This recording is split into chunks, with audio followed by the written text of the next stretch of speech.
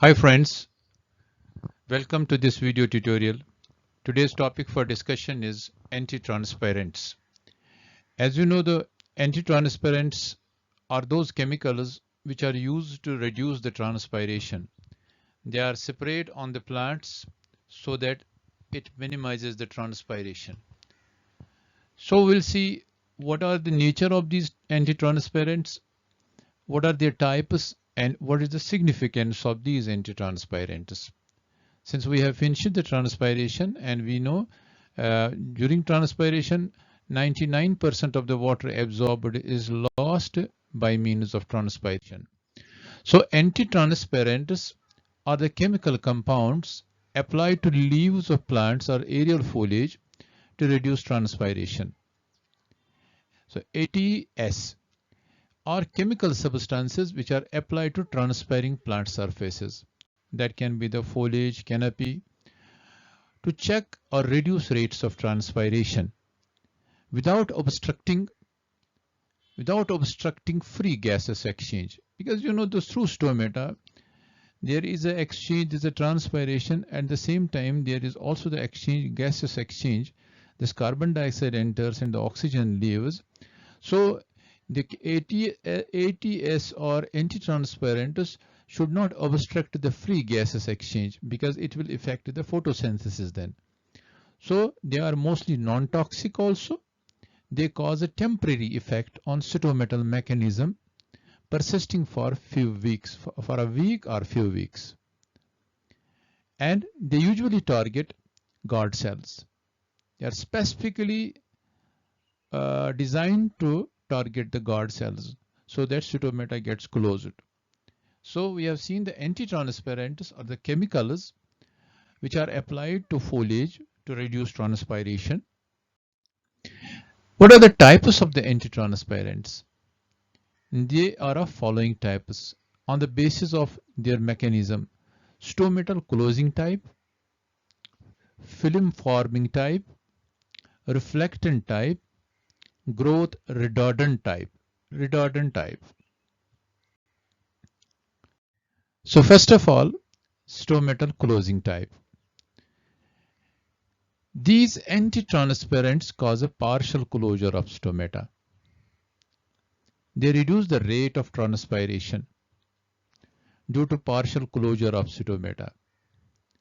The rate of carbon dioxide diffusion into the leaf is also reduced. That means when the stomata is closed, it can also cause the reduction, or there's a partial closure of the stomata.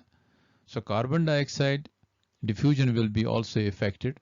So it can lead to the decline in rate of photosynthesis. That is a side effect of these using the stomatal closing type. Some common antitransparents are phenyl mercuric acetate, PMA, which is a fungicide, used in very low concentrations as an antitransparent. Abscisic acid is also used for closure of the stomata. And there are few herbicides as triazine, atrazine, and simazine. These are the herbicides which are also used as the antitransparents which are responsible for closing the stomata. So this is phenyl mercuric acetate is the formula of it. These are the main triazine herbicides: atrazine, cyanazine, propazine, simazine. These are the chemical nature of these. And then this is an abscisic acid, both in S form and R form. This is the structure of the abscisic acid. So these chemicals are used for as an antitransparents for closing the stomata. Second is called as the film forming type. As the name signifies, they form a thin colorless film coating on the surface of the leaf. When you spray them on the leaf, they will form a thin colorless film coating that will retard the loss of water vapors from the leaf. They are effective only at low temperatures because at high temperatures they will melt. They bring about partial closure of stomata, by acting as a mechanical barrier. They does not obstruct the free gases exchange, and they cause no effect on the rate of photosynthesis. As a result, carbon dioxide diffusion readily occurs through lower epidermis of the leaf, because you see, if you spray them on one side of the leaf, that's the upper epidermis, the lower epidermis is functional and the carbon dioxide diffusion can take place on that side also. So these film forming types make a thin colorless film coating on the surface of the leaf. But they are costly also. They cannot be used for average crops on large scale. They are used on certain cash crops during their transplantation. Their impact remains for 2 weeks only. They help the crops to tide over the short dry spells. These are sprayed on foliage of seedlings in low concentrations. So film forming, since it's a costly affair, they are being sprayed especially on those plants which are to be transplanted or they are to be transported, and only those which are cash crops. Some of the examples are waxes, colorless plastic films, mobile leaf, hexadecanol, and silicone oil. These are some of the film making antitransparents. So this is the plant wax. These are some trade names. This is the antitransparent. This is fluorogod. This is wilt stop. This is hexadecanol, acetyl alcohol. This is mobile leaf shine. These are used as films. They are sprayed on these crops, which are usually preferred crops or the cash crops, because they are costly in nature also. Then we have reflectant type. As the word signifies, they will reflect a light. They form a thin white reflective coating on the surface of the leaf. So that means when a white reflective coating is formed on the surface of the leaf, what will happen? The light which is falling on the leaf, there will be a light reflection. It will increase the light reflection from the crop canopy, also called as an albedo effect. So there will be less of the radiations, more reflection will take place there. As a result, there will be decrease in the leaf temperature, or heat load on the leaf will be reduced. So when there is less heat load on the leaf, what will happen? Reduction on heat load reduces water demand to maintain temperature. So there will be less water used for the cooling effect, and thus they help in conserving water. Reflectant type is used for conserving the water by forming a white reflective coating on the leaves. The water loss is reduced without affecting carbon dioxide assimilation. One of the examples is the kaolinite or kaolin. 5% spray reduces transpiration loss. This is a sort of a fine clay which is rich in kaolinite. And sealite, which is a diatomaceous earth product, also is used as a reflectant type. Hydrated lime is placed on the leaf surfaces, that also acts as a reflectant type of the antitransparents. This is a kaolin, and this is made up of silica dioxide, and this is sealite, which is a diatomaceous earth, and this is a moisture lock, which are used as making the reflectant type of the antitransparents. There are also growth retardants. These chemicals reduce shoot growth and increase root growth. They help the plant otherwise also. That is, there will be less shoot growth and there will be more. As a result, more water will be absorbed there. Less will be transpired there. They enable the plants to resist drought. They also induce cytometal closure under water stress conditions.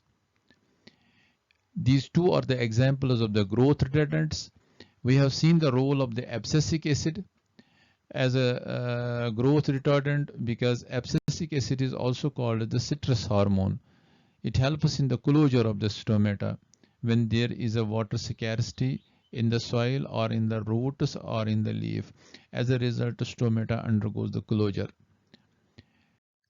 What are the importance of the antitransparents? You see, we have seen the transpiration as it is named a necessary evil or is an unavoidable evil because 99% of absorbed water by plants is lost in transpiration. It's a huge loss. You see, in India, about 90% of the land is under rain-fed farming. And sometimes it is said it's the Indian farming is a gamble on monsoon. If there is a failure in the monsoon, there will be less production. So that means it is a rain-fed farming, which is often subjected to drought conditions. Whenever there is scarcity of the water, what will happen now? ATS can optimize yield levels under infrequent rainfall situations because when there is infrequent rains, that time ATS spray can optimize the yield levels. And these antitransparents check the transpiration. They helps in maintaining favorable water balance. ATS can save the crop from death under severe moisture stress. ATS assures better crop growth and yield when no yields are expected. Because you know a drought condition is there and there is no water available and rainfall is not expected. You don't expect, your expectations are less, but when you apply the ATS, better crop growth and yield when you expect no yield. So ATS used in drip irrigation. There are some of the antitransparents which are used in the transpiration through drip irrigation. That is also called as the fertigation. Fertigation basically is a term which applies to the use of the fertilizers through irrigation. So here they are using these antitransparents as in drip irrigation. They can save the frequency of the irrigation.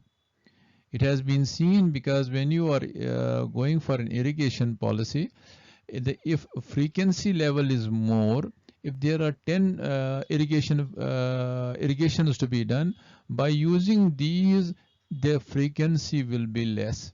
So it will reduce the frequency of irrigation. These are some of the ATSs which are used for in-drip irrigation. ATS are used to maintain the growth and productivity under stress conditions because it conserves the water.